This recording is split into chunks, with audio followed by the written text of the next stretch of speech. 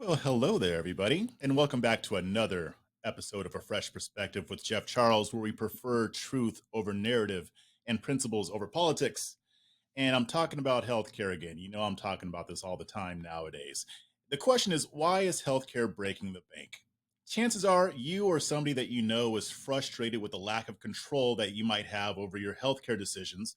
And I'm going to discuss how the Access Act how it can help you with that. But first, you got to like this. You got to share this, and you got to subscribe. Also, check out my Substack. It's called Chasing Liberty. You can access that at libertychasers.com. Become a paid subscriber and support my work. I highly appreciate it. It helps keep me going, creating this content for you. So, without further ado, let's go ahead and dive into why healthcare costs are skyrocketing, or really, this is really just highlighting a lot of the problems that people are having. I ran into a poll recently that was very, very depressing and frustrating. It's showing that these skyrocketing healthcare costs are crippling some American families. Insurance premiums and deductibles are through the roof, which makes it very difficult to afford the health care, not necessarily health insurance, but the health care that you need. Out of pocket expenses are adding another layer to this financial strain. So, a recent Kaiser Family Foundation poll revealed that about half of US adults find it difficult to afford healthcare costs. One in four had problems paying for healthcare in the past year. Even worse, about 25% of adults skipped or postponed getting health care because of the cost. Prescription drugs are a huge issue, with 21% not even filling their prescriptions due to high prices. A high chunk of these individuals skip medication or they cut it in half because they just can't afford it. The poll also showed that 41% of adults have debt from medical or dental bills, often owed to credit cards, collection agencies, or even family and friends. About 25% skipped some form of medical care in 2023 because they just couldn't afford it, according to another report from the Federal Reserve. Even though 91% of Americans have health insurance, 27% still went without some medical care due to the cost. Now, these unexpected medical expenses can devastate families, with only 63% being able to cover a $400 emergency expense without borrowing or selling something. Guys, this is unsustainable. Like, I was amazed by this. I wasn't shocked that that the numbers were high.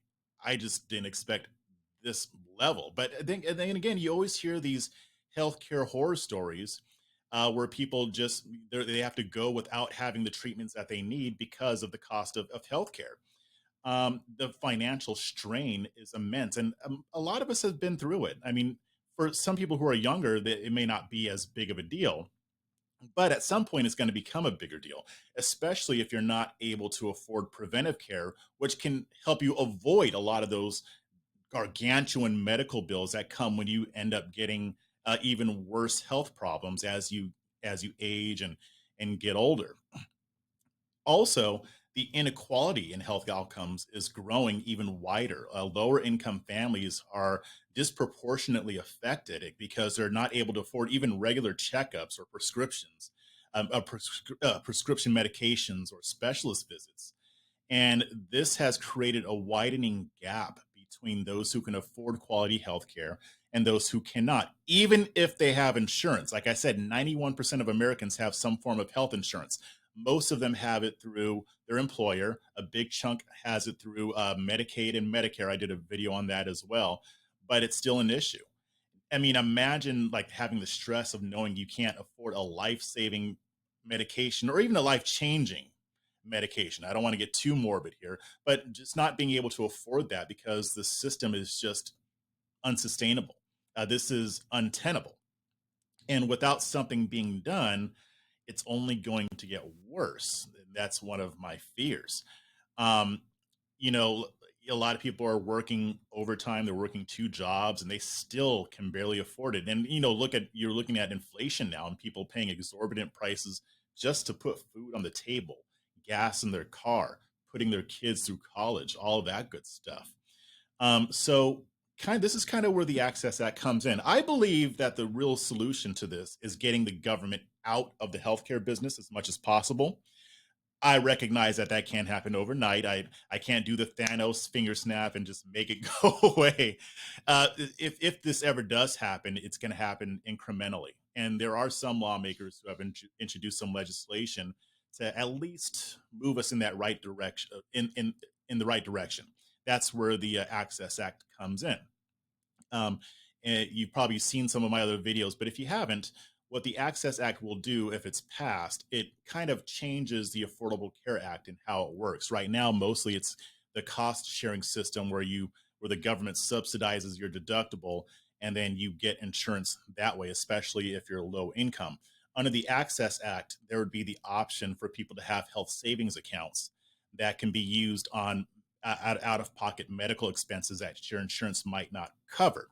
And the good thing about this is that the amount that's deposited into the account through the Access Act, instead of doing the cost sharing, they're the government is basically depositing the money that they've stolen from you in taxes into this health saving account.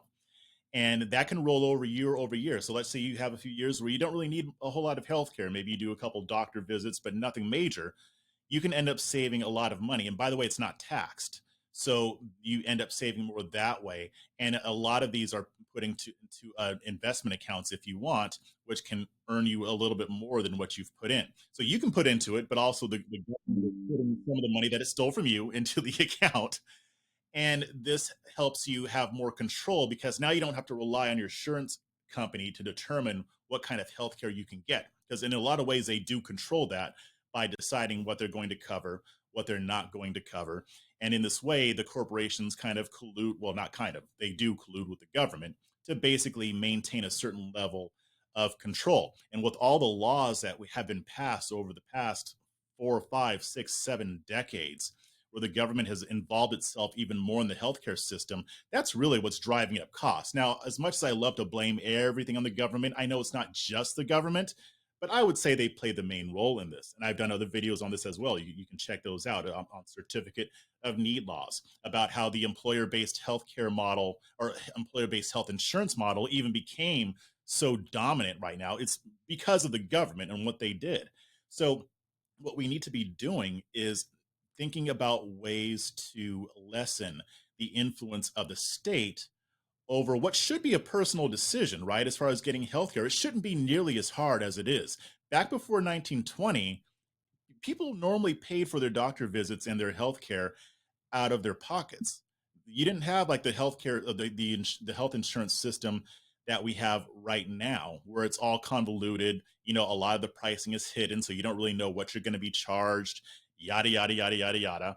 So this Access Act is a way to move us away from that. I would prefer to see something more robust, but this can get us there. And I think that this is definitely a step in the right direction. So if I were you, I'd be contacting your representatives and your senators, and letting them know that this is something that should pass. It was introduced, I believe, last year. So I mean, it's probably going to take some time, but for those who want the government less involved in our healthcare decisions, this is a good piece of legislation. So let me know what you think. You probably have horror stories too about not being able to afford healthcare, or maybe somebody that you know has told you their story. Tell me your story. Put it in the comments below. Let me know what you think. All right. But until next time, catch you on the flip side.